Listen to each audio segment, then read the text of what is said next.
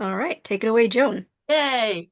So, Stephen, I have a little intro for you. So, if I've got any of the facts wrong, let me know, okay? Okay. So, Hi. Stephen Knott is a professor of national security affairs at the United States Naval War College in Newport, Rhode Island.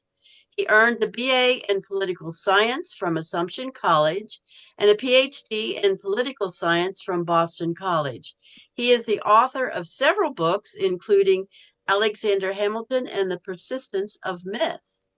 So our book tonight, Washington and Hamilton, The Alliance That Forged America, studies the partnership between George Washington and Alexander Hamilton over the course of 22 years and how important their relationship was to the founding of the United States. So my first question is, we all grew up knowing so much about George Washington as a well-known figure as we were growing up, but not so much Hamilton. How were you first introduced to Alexander Hamilton? Well, first, let me thank the Lexington History Museum Book Club. I really appreciate being with you tonight. I want to thank Sue and Sarah and you, Joan. You guys are involved in very important work. It's probably more important than it's ever been, at least in my view, to keep the past alive and to remember our nation's founding principles. Joan, I first got into Hamilton in part due to a professor at Boston College when I was going through my PhD program, who was very much a Hamiltonian. As a younger person, I was really taken with Thomas Jefferson of all the founders. I admired Washington, but Jefferson was somebody who I really put on a pedestal. This professor at BC opened my eyes to the fact that, well, Jefferson was in some ways the poet of the American Revolution. Hamilton, working, of course, with George Washington, I think created the institutions and in some ways laid the sort of principled framework for how this new government was going to operate. So over time, my Jeffersonianism has faded somewhat, and I've become much more interested in Hamilton, who I think for most of our history was not fully appreciated. For much of our history, he was actually seen as something of a negative force in the founding, somebody who was a little too cozy with the British, perhaps harbored dreams of an American monarchy, or at the very least, an American aristocracy. None of that was true, but that kind of mythology took root.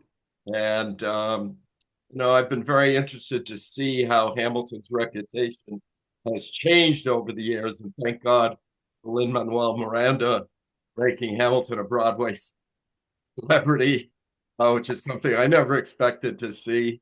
Because when I first started writing about Hamilton, I had to explain to people who he is.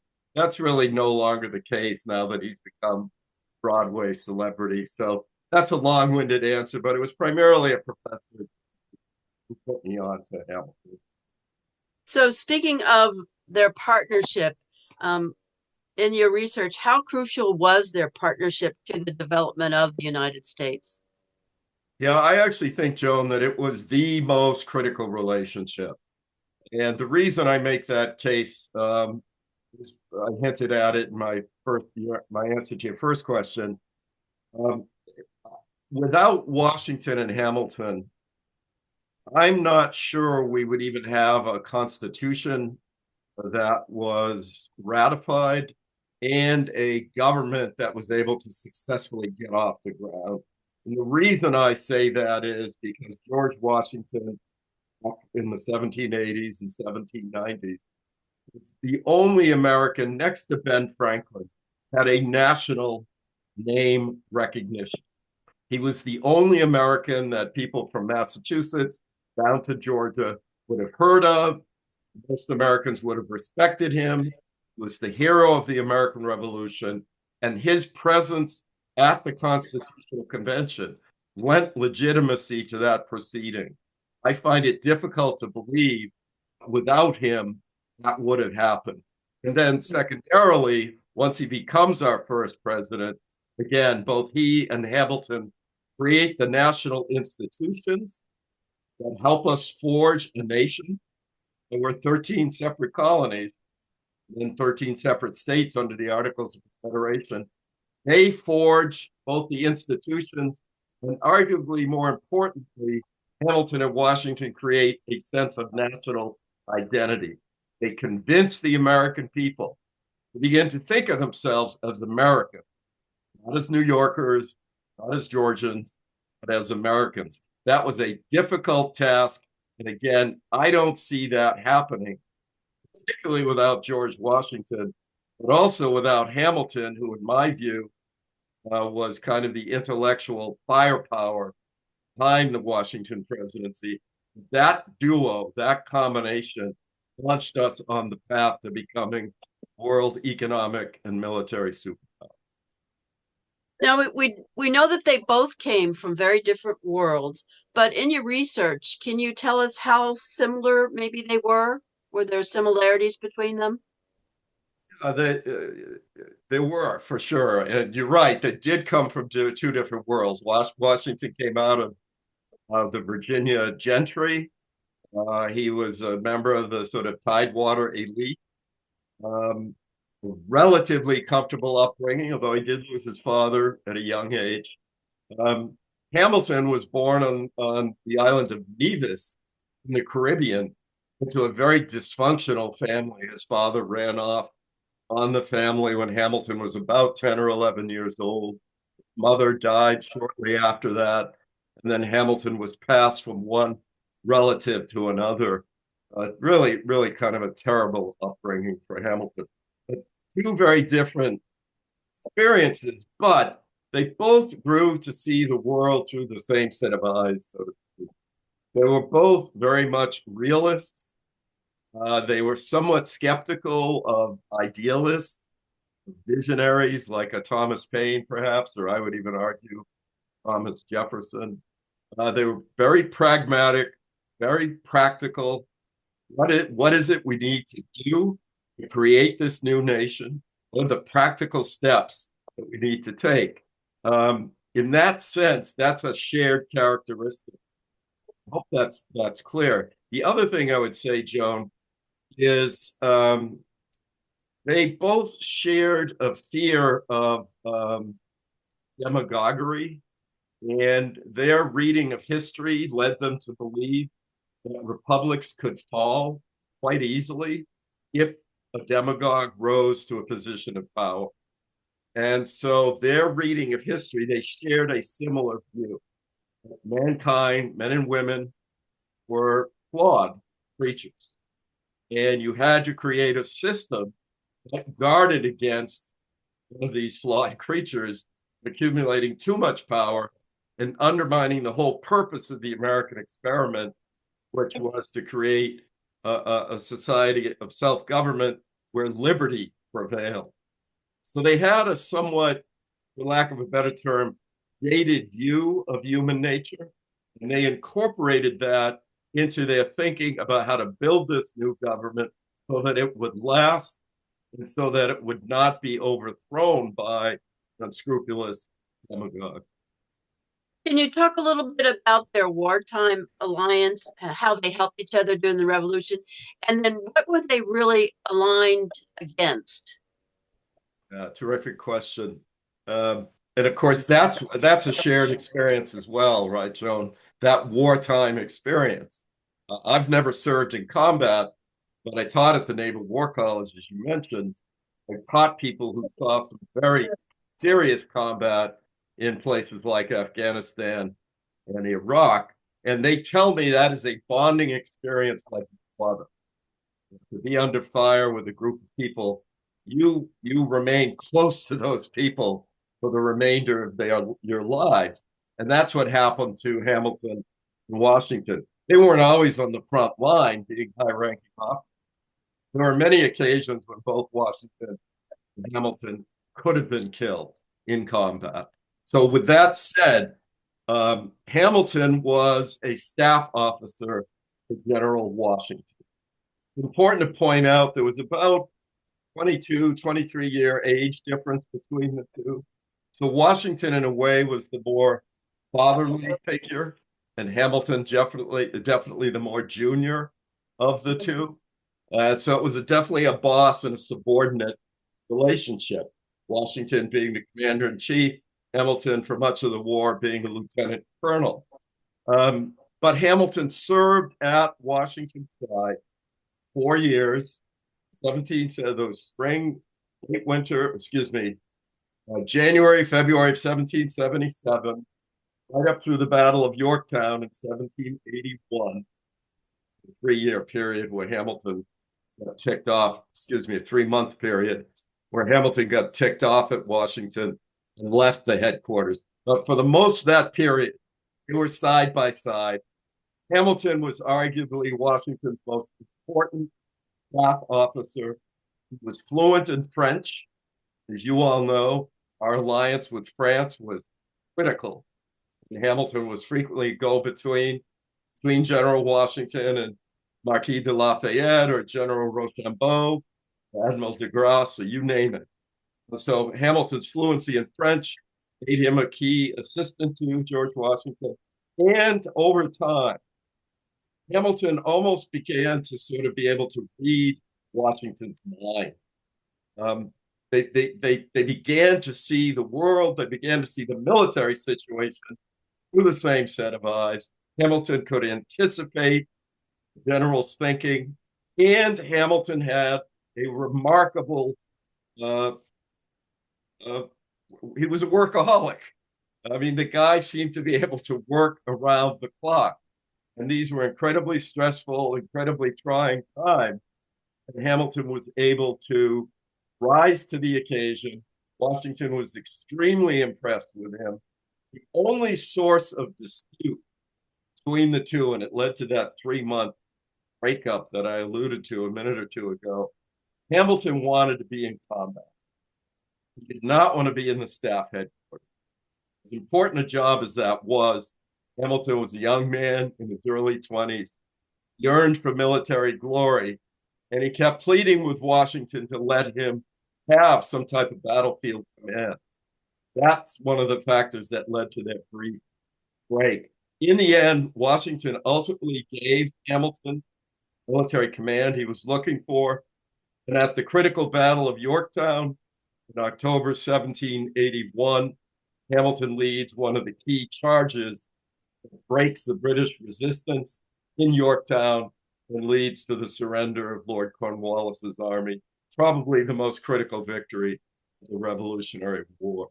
But that's where the bond is formed during wartime. And again, not to beat a dead horse, but that bond during wartime, I think, is an unshakable one. And do you think because of his wartime experience, this is why he became such an important member of Washington's cabinet?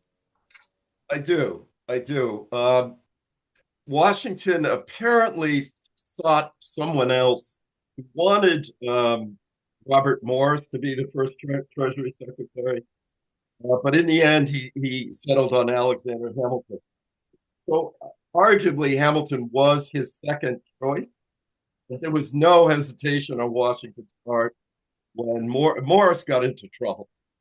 He had some financial irregularities, which is not probably what you want in your first Secretary of the Treasury. So that name didn't go very far, and then Washington turned to Hamilton. And your question is a good one, Joan, because part of Hamilton's value to Washington and the headquarters during the war is that Hamilton was really good in terms of dealing with financial and budgetary matters for General Washington.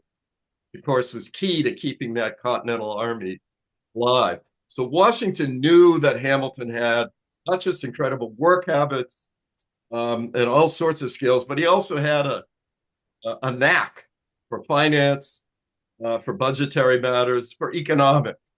And that's going to lead Washington to nominate Hamilton, be our first Secretary of the Treasury. Hamilton is nominated on September 11th, 1789. And believe it or not, he was actually confirmed the same day. Things worked with a little more efficiency. So do you think the affair would have been more detrimental had not Washington had some little part in it? Yeah, you're talking about Hamilton's extramarital affair? Yes, Yeah. yes. Yeah, and those of you who've seen the musical know that that gets a lot of attention in the musical. I mean, rightly so. It was a major event, certainly in Hamilton's personal and political life. Yeah, I think, Joan, it would have been more damaging to Hamilton's reputation, and it was very damaging as it was. But the fact that Washington, ex-President Washington by this point, rallied to Hamilton's side spoke volumes. It certainly spoke volumes to me. And I think folks who knew about it in 1797, it spoke volumes to them as well, because Washington went out of his way. He sends a gift to Hamilton and his wife, Eliza. Obviously, it had to have been an incredibly stressful time for them.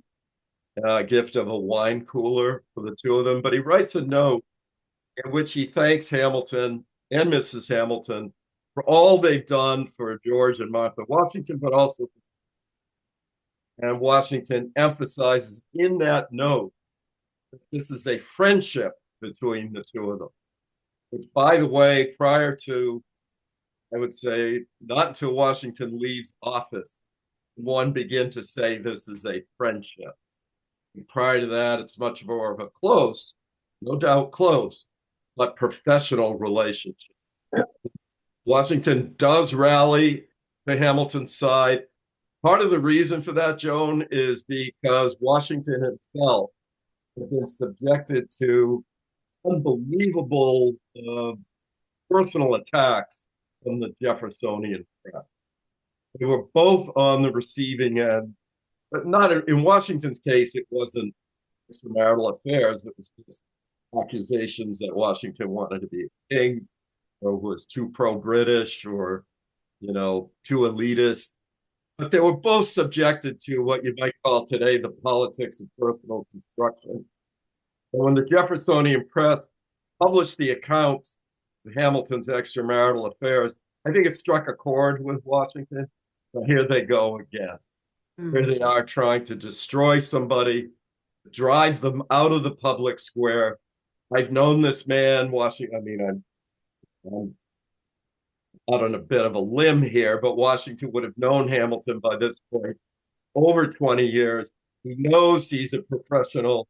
He knows he's a man of integrity, at least in his professional life, not in his personal life. And I think he felt duty bound to rally to Hamilton's side. By the way, it was the Jeffersonian press that exposed this extramarital affair. Hamilton immediately took responsibility for it. He never denied it. In fact, he admitted that it had happened. And I just can't let this pass without mentioning the same reporter who was on Jefferson's payroll, who reported Hamilton's affair 5 years or so down the road, once he breaks with Jefferson, will report Jefferson's relationship with his slave, Sally Heming. Wow, what a coincidence, huh? I like to Jeez. say it's more a case of karma. Sure, sure. Do you think that Hamilton's life was sort of unraveling after Washington passed on? Yeah, I think there's some evidence for that, Joan. It's a combination of Washington passing on in December 1799. And when that happens, Hamilton writes a note to Martha Washington, in which he says that your husband was a shield. This is the Greek term aegis or aegis, very essential to me. In other words, Hamilton's acknowledging that without Washington's protective cover, he probably would have been an unknown lawyer practicing law in Manhattan. So Sure. Washington had made Hamilton a public, national, even arguably international figure. Hamilton recognizes that. But the other thing about the unraveling, the other part of it is a year later, Thomas Jefferson is elected president of the United States. Interestingly enough, with Hamilton, this we get into that later if you wish. But Hamilton does see Jefferson making a concerted effort to unravel everything that Washington and Hamilton had built during their 8 years in office. And that leads, I think we would say, could safely say, to a kind of depression on Hamilton's part. All this work that had gone into 8 years of the presidency, not to mention the American Revolution, not to mention the Constitutional Convention, all of it, in Hamilton's view, being unraveled by Jefferson. And again, that leads him to a kind of despair. In fact, it gets pretty bad. He writes a note, I think it was to Gouverneur Morris, a friend of his, saying that this American world was not made for me. No one has done more to make this American world, but it's beginning to seem as if it's not made for me. So those last 5 or so years of Hamilton's life were definitely tough. Washington's death certainly is a major factor there. So you mentioned the notes and the correspondence. Do you have any favorite quotes that you found when you were doing your research for the book? One of them is the one that I mentioned, where Washington rallies to Hamilton's defense over the Reynolds affair. So that we don't need to revisit that, but you know, there's there's a letter, and I just alluded to it, that Hamilton writes to Martha Washington. Now I know this is not quite answering your question, but to Mrs. Washington after George Washington passes away. And you can, the sadness seeps through it. Hamilton recognizes that this is the end of an era. I think he recognizes also that his own political viability is now going to be very much in doubt due to Washington's passing. Again, due to the fact that Washington was a shield that kept Hamilton from, kept Hamilton in a position of power in the face of some incredibly scurrilous attacks. So I'd mentioned Hamilton's letter to Martha Washington. It's another letter, Joan. It's not between Hamilton and Washington, but I think it reflects on both Hamilton and Washington's character, which was to put the country first before personal interest. And what I'm referring to, Joan, is Hamilton's efforts to secure the presidency for Thomas Jefferson in 1800, because the alternative was Aaron Burr. And while Hamilton, as we've already touched on here, had deep disputes with Jefferson, he believed that Jefferson actually had some principles. He believed that Jefferson would defend the office of the president. And so Hamilton is going to write a couple of letters to key Federalist members of Congress. What happened in 1800 was there was an electoral college deadlock between Burr and Jefferson. So under our Constitution, the election is thrown into the House. So it's up to the House to pick the next president. Hamilton urges his fellow Federalists to pick Jefferson. He flat out says, look, if there's a man I should hate, it's Jefferson. But Jefferson has principles, and Jefferson will defend the presidency. To me, that is the ultimate act of statesmanship. It's one that George Washington, even though he was dead by this point, no doubt in my mind, Joe, that Washington would have applauded that act of statesmanship on Hamilton's part. I realize I didn't have a lot of examples, and your question's actually touching on something. This was a close, and I would argue the most vital relationship. It's not intimate. It's not. There are letters that Hamilton wrote to other contemporaries that are much more personal. Generally speaking, between Washington and Hamilton, it's pretty formal. And so that's part of the reason I'm struggling a bit to answer your question. On professional grounds, they saw eye to eye. Were they friends? Again, not until the very, very end. And as I mentioned, when Washington rallies to Hamilton's defense of the Reynolds affair, he refers to their friendship. That's about 2.5 years before Washington died. So it's in the game. Did you find any surprises when you were bringing these two wonderful men together? Well, one of the surprises, Joan, and it's obviously a sort of burning question today. The two men's position on slavery. Washington was one of the largest slave owners in Virginia. Hamilton, as best we can tell, although there's been recent scholarship questioning this, as best we can tell, Hamilton never owned slaves. Now, as a lawyer, he was involved in business transactions in New York City involving the sale of enslaved persons. He was very much a part of the infrastructure of slavery, if you want to put it that way. But Hamilton was also, he argued during the Revolutionary War that the blacks, slaves in the South, should be given their freedom if they were willing to fight for the cause of independence. And he and a fellow staff officer named John Lorenz proposed this at a time when this, as you can imagine, did not go quite well with a lot of Southern politicians. The idea of arming black slaves and giving them their freedom in return for fighting the glorious cause. So Hamilton's in the thick of that. And he's also one of the founding members of the New York Society, the Manumission of Slaves, after the war. In 1785, he and John Jay and some other key founders in New York pushed for the abolition of slavery in New York State. I would contrast that with both George Washington and Thomas Jefferson, particularly Jefferson. So Hamilton moves, I think, in the right direction. Washington is slower to see the light.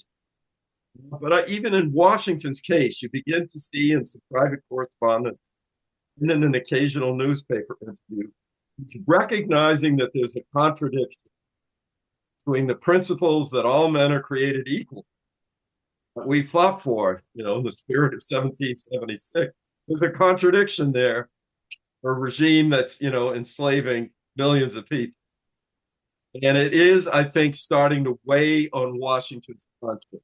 I don't want to overstate this, but he does, as you all know, just before he passes, in his last will and testament, he frees his slaves on condition. Yeah, it's conditional. It's not a blanket. I'm starting to pick up somebody's. So it's a conditional statement, but keep in mind of the first 6 presidents, 4 of them were Virginians: Washington, Madison, Monroe, Jefferson. Washington's the only one who does that, and that was a statement. This former president. This will was published in the newspapers around the country, freeing his slaves. He's making a belated statement, I grant you. I wish he had moved earlier and more aggressively, but it's an important statement. So, Joan, that's a wordy answer.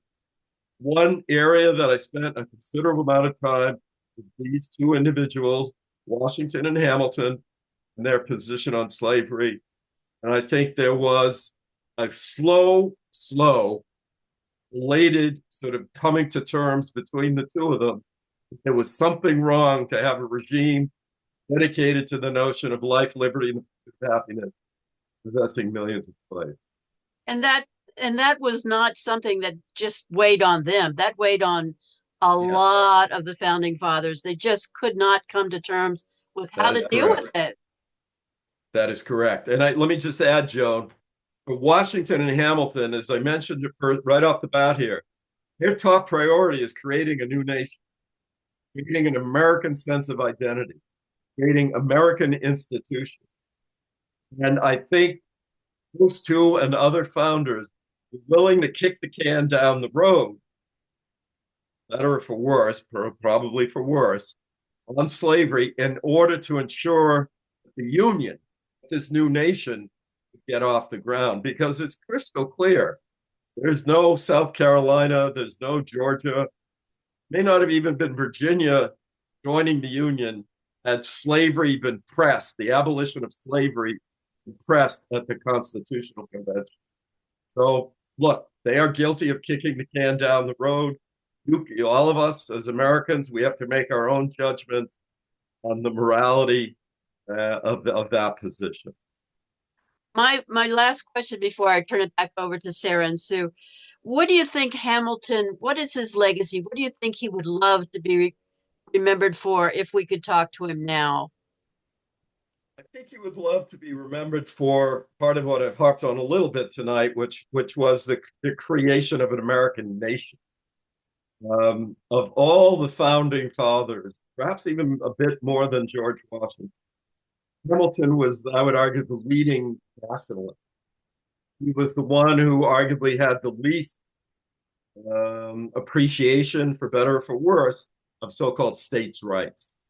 Hamilton was really determined to create a unified nation, an energetic central government. Now, that doesn't mean he would have come back today. He would appreciate all aspects of what the federal government does today.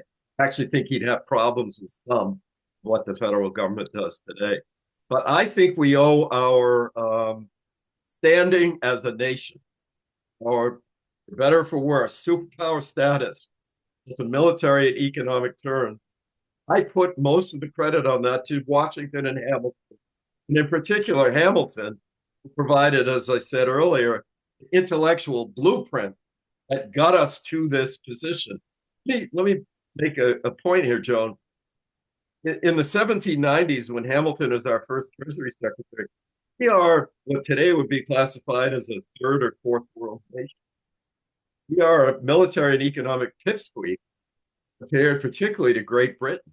Within 100 years of the 1890s, most economic historians will tell you we have the world's largest economy in 100 years. And it's, I believe firmly, that it's Hamilton's policies, national bank, establishing a good credit rating for the United States for the assumption plan, its emphasis on manufacturing, and a variety of other policies that lead to the rise of the United States becoming that economic power in the 1890s. That's Hamilton's America. And so I think if he were to come back today, he would be proud of that aspect. There are aspects of our politics I don't think he'd be proud of, particularly the problem of demagoguery, but perhaps we don't want to go down that. Wow. Well, thank you for sharing your thoughts with me. I'm going to turn it back over to Sarah because I'm sure our group would like to ask you some questions, but thank you for your insight. It's been a pleasure talking with you. Likewise, Joan. Thank you. Good Okay, question. Sarah, back to you. Yes, thank you so much. So I'll let everyone settle with some of the things that we've heard. In the meantime, Michelle has typed something in the chat for us to consider. Did Jefferson, Monroe, and others come to understand and respect Hamilton after his passing? She also says, it's surprising to me how Jefferson and Adams didn't trust or understand the banking system. Was it ever realized in their time that Hamilton was ahead of his time? Or when did that happen? That's a great question, Michelle. For the most part, no. I would say they never came to respect Hamilton after his passing. It's actually quite a sad story. One of my previous books, Alexander Hamilton and the Persistence, I talk about the reaction among the Jeffersonians to Hamilton's killing at the hands of Aaron Burr. And most of them, you can almost sense, maybe I'm reading a little too much into this, I don't think so, kind of sense of relief that he's gone. And they were concerned that the emotional reaction to Hamilton's death might play to the Federalist Party advantage. That did not happen. And you're right, Michelle, none of the Jeffersonians really didn't trust Hamilton's banking system nor understand it. This is going to sound perhaps too harsh, but the economic understanding of Jefferson, Madison, Monroe pretty limited. I honestly think Hamilton was one of the few Americans at that time who had a real insightful understanding of economics. Back then, they always called it political economy. But they did not understand the banking system. Jefferson hated banks so much that when the National Bank under Hamilton and Washington um, uh, advocacy, the National Bank is created. Excuse me, I should call it the Bank of the United States, was created. Jefferson writes to his supporters in Virginia that if any Virginia banker cooperates with the Bank of the United States, the new national bank, they should be tried for treason and executed. This is how much these people hated banks. And they might have had, they had some personal reasons. Big plantation owners, your wealth depended on good crops and the weather. And if the weather was bad, you were constantly going into debt, and the banks were constantly calling in the debt. Nonetheless, over time, no, Michelle, there really was no appreciation. But I will say this, and maybe this is a kind of backhanded acknowledgement, at least on the part of Jefferson and Madison. During the War of 1812, the United States was thoroughly unprepared for, due to the fact that Jefferson and Madison had gutted the American military, while at the same time pressuring Britain. That leads to war. The United States actually defaulted. Next time, by the way, you hear a discussion about raising the debt ceiling, how the United States has never defaulted. We have, in fact, defaulted in the War of 1812. We couldn't pay our debts. And Jefferson and Madison, President Madison, presiding over the War of 1812, came to realize that you needed some type of central banking system. And the second bank of the United States is actually going to come into being under President Madison, with the support, grudgingly, of Jefferson and James Monroe. The other part, Michelle, I'll just throw into the equation here. Hamilton was a firm proponent of a large standing army, professional army, and a professional navy. The Jeffersonians were dead set against that. They saw standing militaries as a threat to liberty here at home. After the near disaster of the War of 1812, keep in mind the American capital was burned to the ground. The White House is burned to the ground because we weren't prepared to take on the world's greatest army. Hamilton would have been prepared. And both Jefferson and Madison, I think, have their eyes open during the War of 1812 that you can't rely on citizens' militia. You can't rely on the good Lexington farmers to defend you against the world's greatest superpower. You have to have some professional military. And they begin to slowly move in that direction. So there is, Michelle, kind of grudging, after the fact acknowledgement that Hamilton was probably on to something.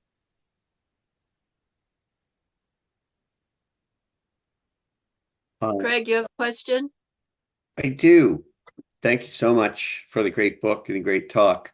I want you to know that a few days ago, I sent out a promotional email about this book chat, and it started with the words, "A scheming, duplicitous purveyor of the worst kind of populist misinformation who would stop at nothing to advance conspiracy theories that drove good people out of public service."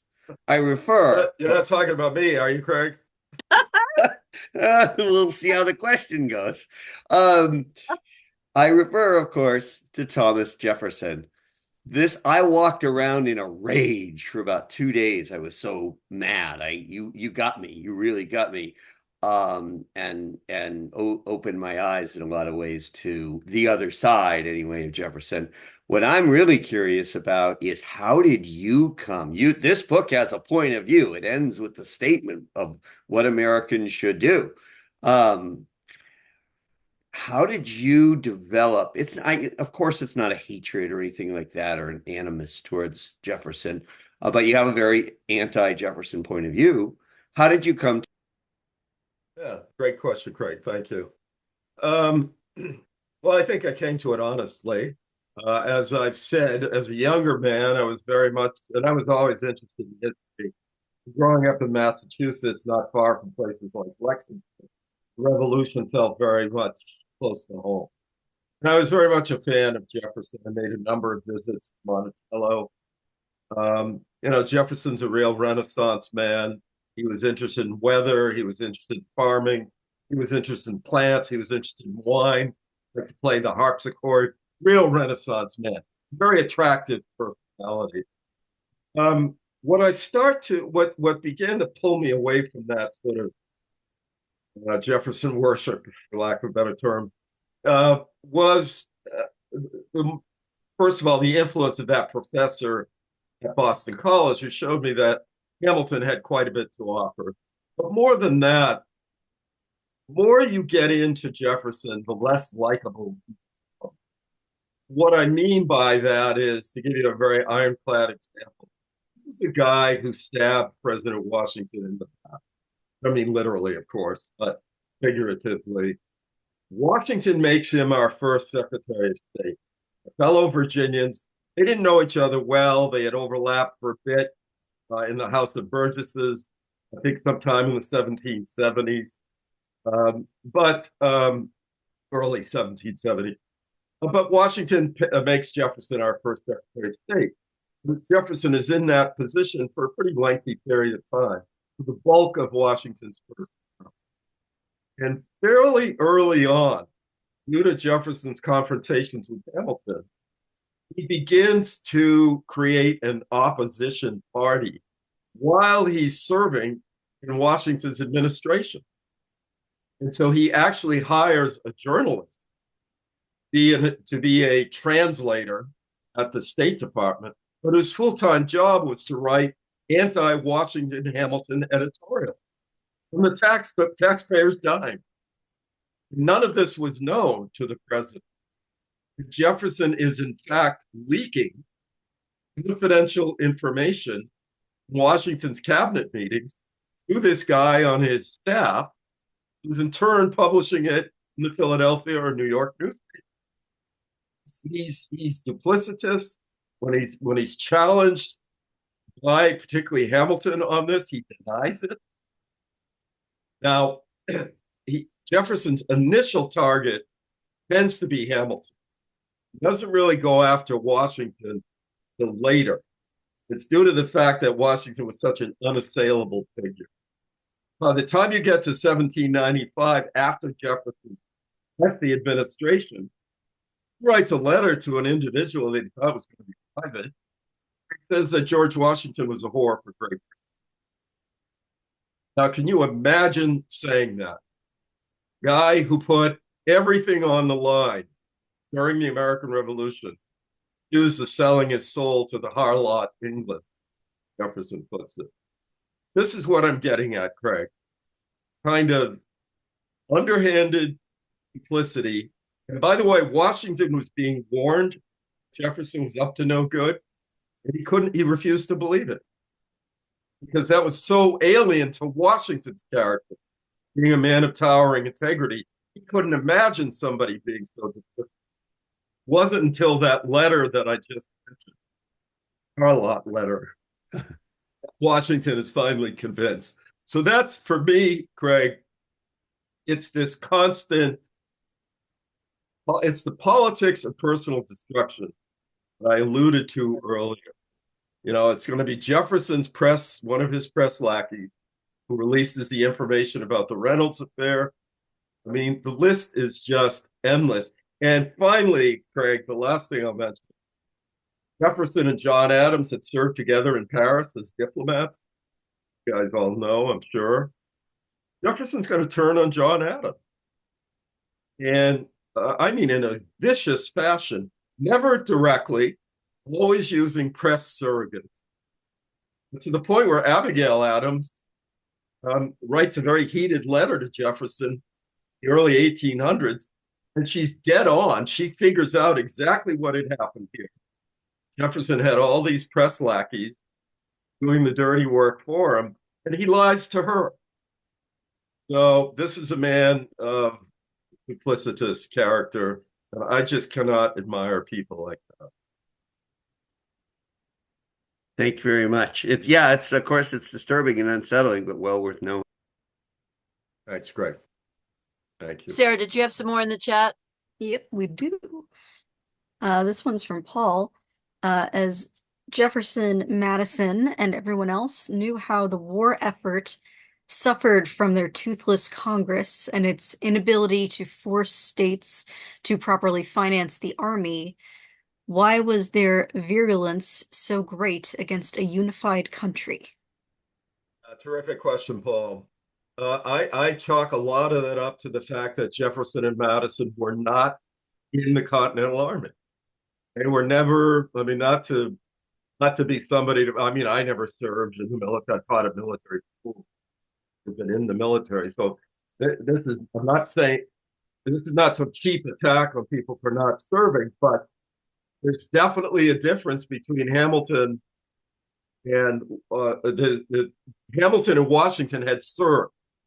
And they saw the countless times that the Congress, first under the Articles of under the Confederation Congress and the Continental Congress, never delivered the goods, never paid the men on time, never provided the weapons or the uniforms. I mean, it's amazing we won that war, folks. And it was this lack of central authority that Washington and Hamilton saw up close and personal. They saw people die as a result. They saw constant leaks of information coming out of the Congress, but no money to actually fund a war. And so that's the difference, Paul. Those men in uniform, including, by the way, a future Chief Justice, John Marshall, they are the ones who are going to become the nationalists. They're the ones who are going to see, they saw it up close. Jefferson and Madison did not. That's the difference. And let me add one other thing, Paul.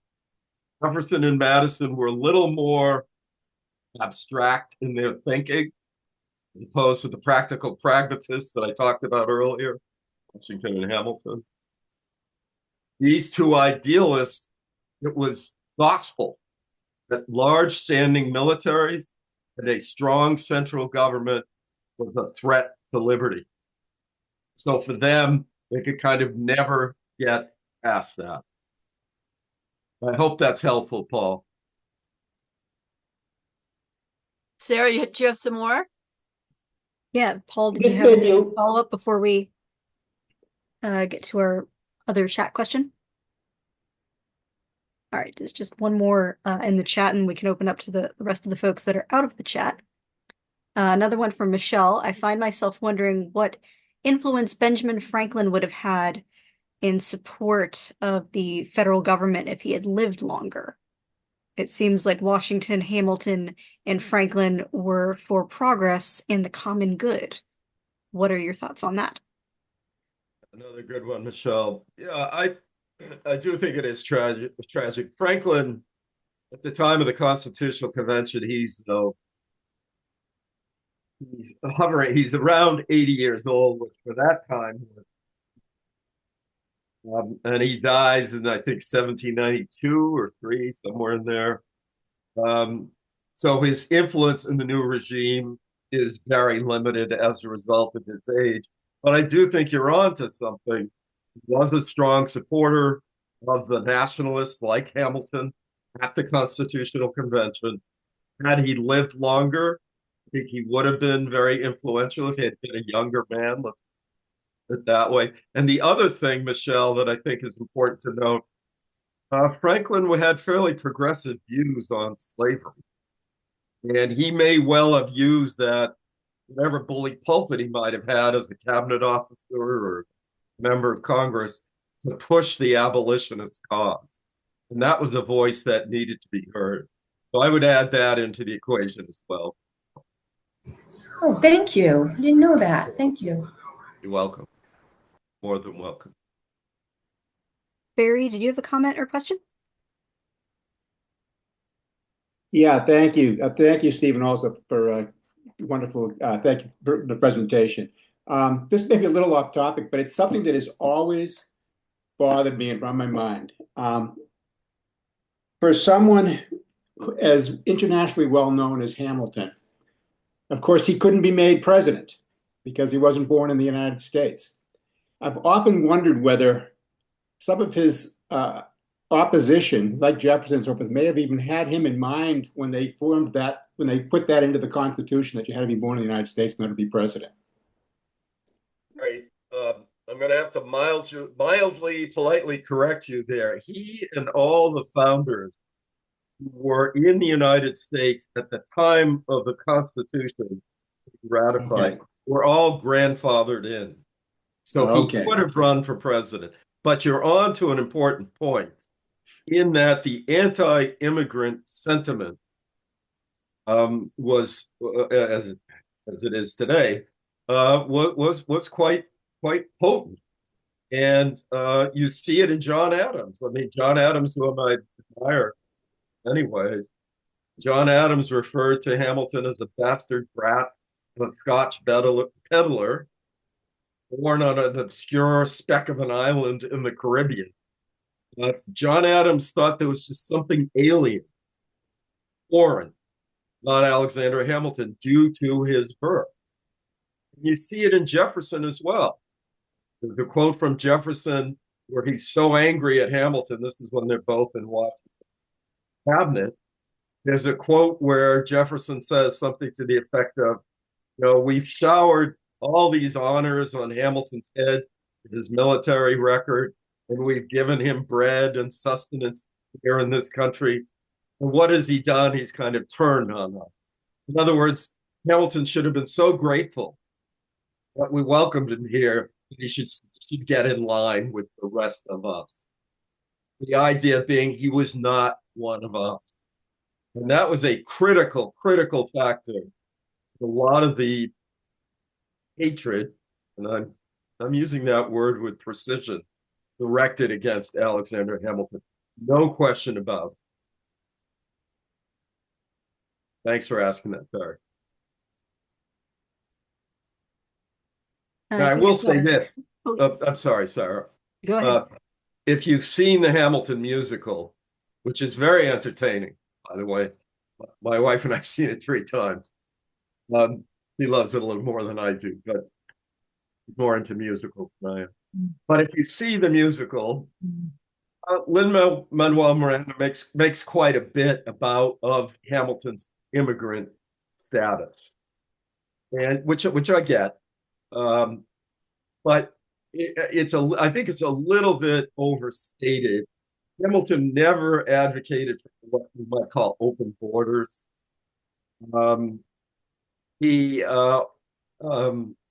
It was a source. I want to be careful here.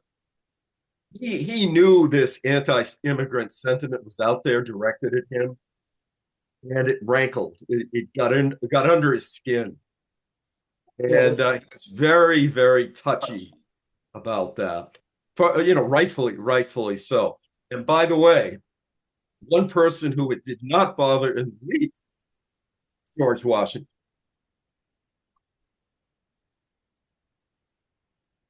Thank you. Sure. Great. I saw a hand up in the corner, Beth and Alan. Hi.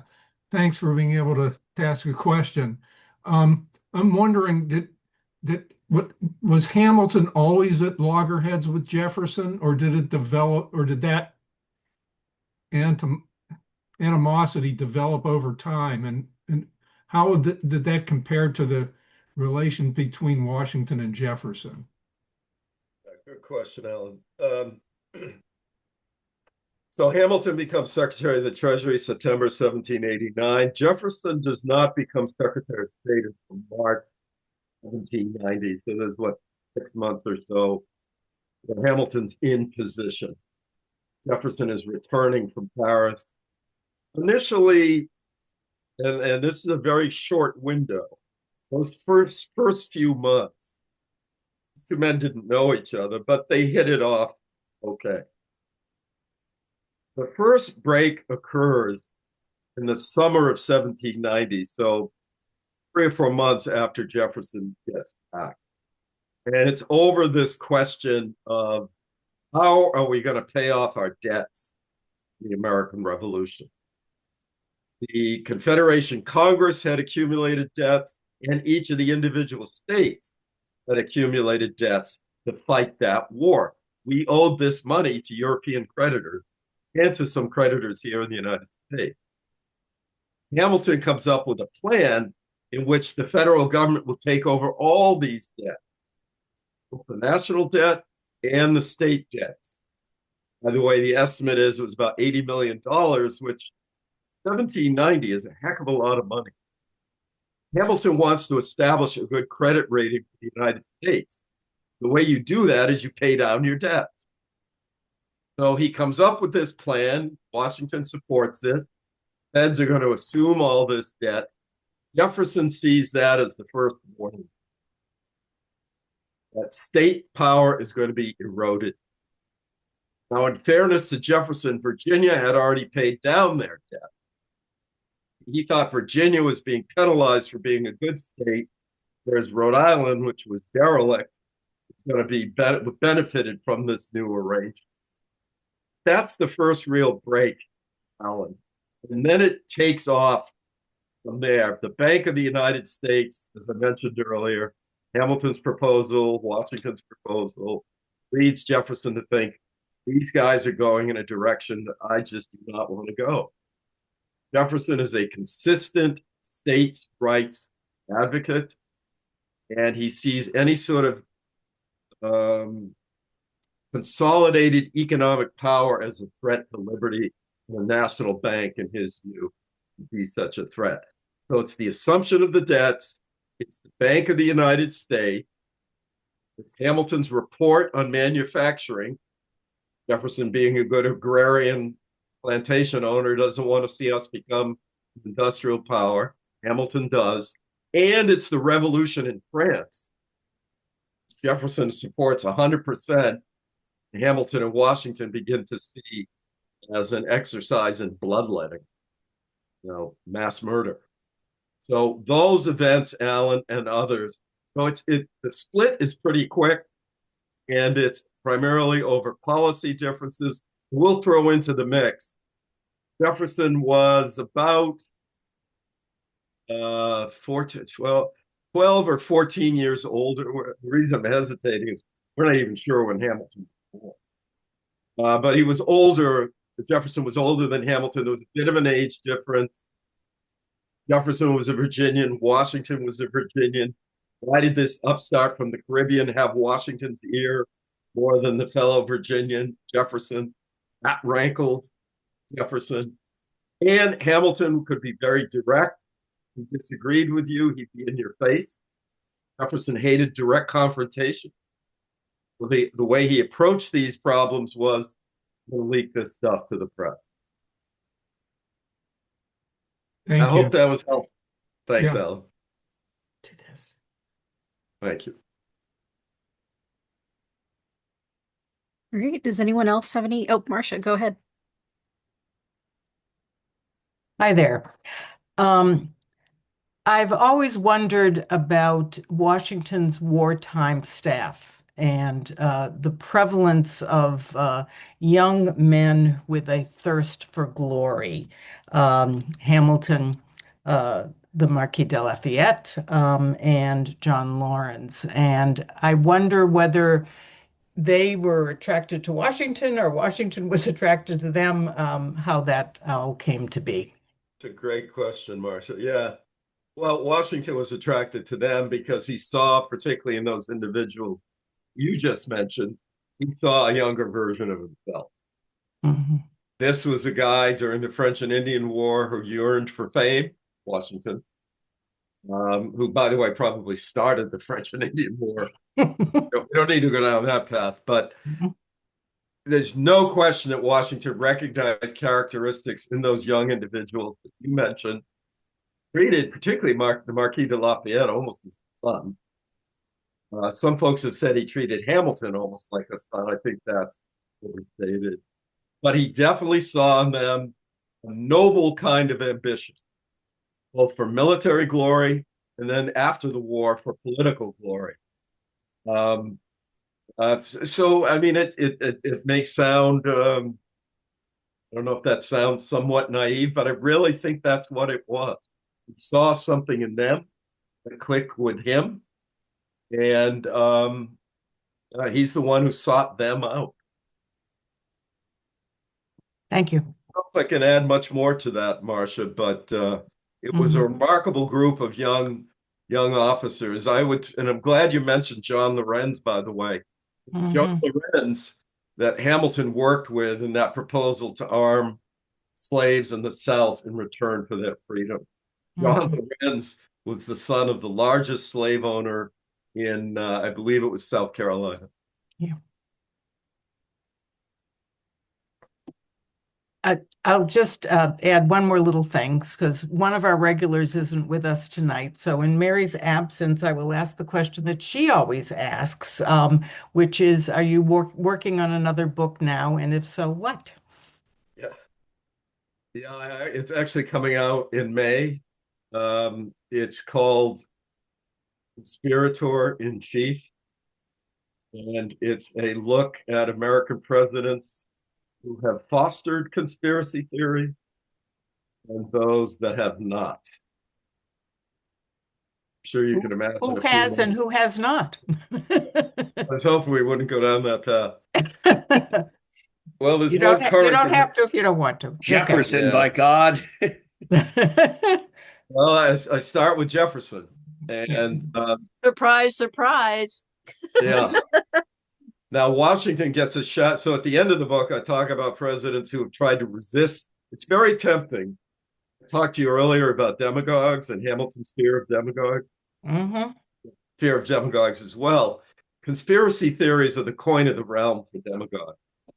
You can convince the public that there's a deep state out there operating beyond their control or purview, and you've got them.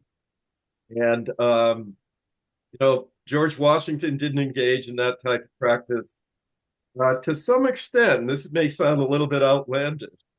Maybe I do suffer from Jefferson derangement syndrome. But Jefferson, and particularly Andrew Jackson, did argue that there was a kind of elite in the United States that hated the common man and woman. And all you had to do was elect me, and I'll put those folks back in their place. Washington never played that game. Abraham Lincoln never played that game. Unfortunately, Jefferson, Jackson, Andrew Johnson, one of the worst at it, Woodrow Wilson. Sadly, Franklin Roosevelt, who I admire, Richard Nixon, and of course, Donald Trump. So those are the conspirators, and then Washington, John Quincy Adams, Abraham Lincoln, William Howard Taft, Dwight Eisenhower, and a few others I put in the category of at least folks who tried not to stir the pot by circulating conspiracy theories. I can't wait to see that. Oh, All right, so it looks like we've got one more hand raised in the background here, and then we can move on to our final thoughts. Bill, you still there? All right, am I unmuted now? Yep, you're good. So, Professor, it's good to see you again. Bill. How are you? I'm good, thanks. So I almost don't want to bring this back to the book, because the new line of discussion was kind of getting very interesting. But I've been a little bit of a kind of obsessed with alternative history timelines for 30 years or so, and one of the things that I always wondered about since I read Persistence of Myth is what would we be talking about right now if the duel with Aaron Burr had never happened? And I know that this brings you into kind of guessing, but I can't think of a better qualified person to kind of guess what may or may not have occurred in American history and in the legacy that we look at of Alexander Hamilton. Thanks, Bill. Yeah, it's a terrific question. There's a lot of historians, and there's even a few books out there that speculate as to what would have happened had Hamilton not died. Hamilton, by the way, he wasn't even 50 when he was killed by Burr in 1804. So he had some life ahead of him, sure. But my answer may be somewhat disappointing. That I've argued that Hamilton, I think, by 1804, was a spent force. That the Federalists, his party, were in decline. They were being outmaneuvered by Thomas Jefferson. I said a lot of negative things about Jefferson. One thing that was not particularly negative, that guy was a political dynamo. He was a political genius, and he ran circles around Hamilton and the Federalists. So I don't see if somehow the duel with Weehawken never occurs. I just don't see Hamilton really emerging as a political force. Now, what we did miss out on, Bill, and this is a real loss, he was just beginning to write a book that was part memoir, part political philosophy. And that would have been a tremendous read. I didn't mention tonight, he's the primary author of the Federalist Papers. He's the driving force behind that. I would argue that's one of the more important documents in American history. This memoir / political philosophy book that he was about to start would have been a real gift to all of us, to succeeding generations of Americans. But Bill, I just don't think that he would have been a force to be reckoned with due to the fact that his party was in serious decline. And by the way, 16 years after Hamilton is dead, the Federalists run their last presidential candidate and disappear forever. So, yeah, that's my take, Bill.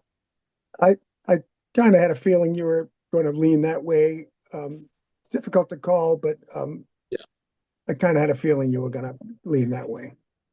Now, I will say this, there's a work of fiction out there called President Hamilton. Huh. This author speculates, I'm not, it's up to you. Whether I'm not trying to, he's a good friend. I like this guy. I'm not trying to make him any money. But it's kind of an entertaining read. President Hamilton. Yeah. I love some of the alternative history fiction that's out there. It's some of it fabulous. Thank you. Thanks so much. You're welcome.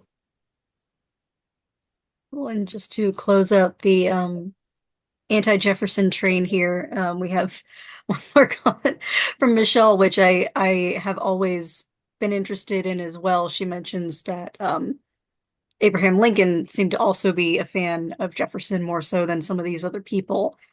Yeah. And just adding my own thoughts, I always wondered, I've always heard, having not read all of these, the full extent of their writings, but I've always been under the impression that Jefferson was very conscious of building his own cult of personality in a way that many of the others weren't. So people like John Adams and Alexander Hamilton were much more willing to own up to their flaws and to be very unashamedly themselves in a way that Jefferson was not. Very, very well put, Sarah. Very well put. Hamilton, I think both Hamilton and John Adams, something of a tin ear for politics, street politics. I actually thought it was beneath. And in part, to give them their due, because of the fear of demagoguery. Once you start selling yourself like a bar of soap, you're opening up politics to some potential dangers. But Michelle, your question is a terrific one. President Lincoln spoke glowingly of Thomas Jefferson. All honor to Jefferson, the author of the Declaration of Independence. Every political belief, Lincoln said, his was attributable to the Declaration of Independence. But Lincoln was very much a Whig, later a Republican, and the Northern Whigs and Republicans are descendants of Hamilton's Federalist Party.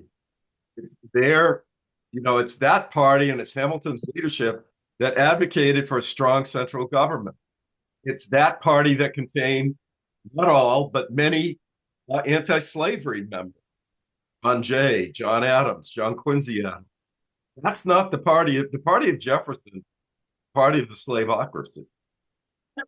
And so Lincoln quoted Jefferson frequently, but if you look at his voting record as a member of Congress, because he supported the Bank of the United States, he's very much a descendant of Federalist thinking. But the thing is, Michelle, in 1840s, 1850s America, Hamilton's reputation was so bad that you did not invoke him. He was the elitist. He was the immigrant. He was the quote unquote monarchist. He was political poison. Jefferson particularly appealed to the South, and Lincoln is trying to keep the South from seceding. So he quotes Jefferson backwards and forwards. Now, interesting, Michelle, when Lincoln becomes president, a number of times he quotes Jefferson, this tanks. It stops that practice. To me, that's evidence that his invoking Jefferson was a political tactic designed particularly to appeal to Democrats nationwide, but especially in the South. Oh, I'm glad to hear that because I'm not a Jefferson fan. And I don't like that big monument in D.C. What about John Adams? Yeah. Thank you. Oh, you're welcome. Folks, I have been so critical of Jefferson. Maybe I do suffer from Jefferson derangement syndrome. I don't think I do, but folks think I do. Let me just say, God bless Jefferson for that language in the Declaration. It gives us all something to strive for. Still a work in progress. He's the one who sort of sets that guiding North Star. And so I do want to make it clear there's an element of Jefferson's rhetoric I admire. This guy was the poet of the American Revolution. We would be a lesser people without Jefferson's rhetoric. So I do want to leave on a somewhat positive note about Jefferson. Thank you so much, Steve, for joining us. It's been such a pleasure talking with you. Thank you, Joan. Keep us informed about your new book. I will. Thanks, Sarah. Thank you all. Thank Thanks, you so Sue. much for joining us. Thank you. Great questions. Thank you, sir. Thank you.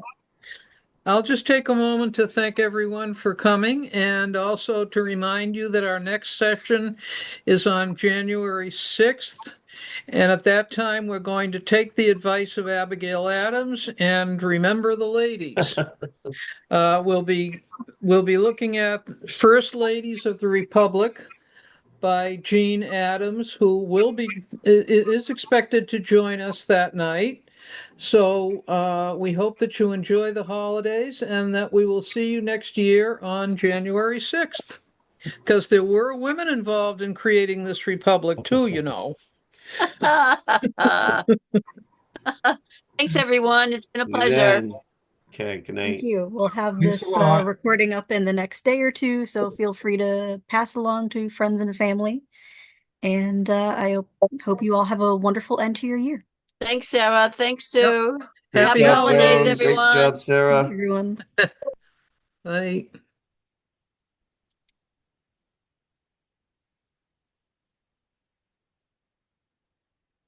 Great job, everyone.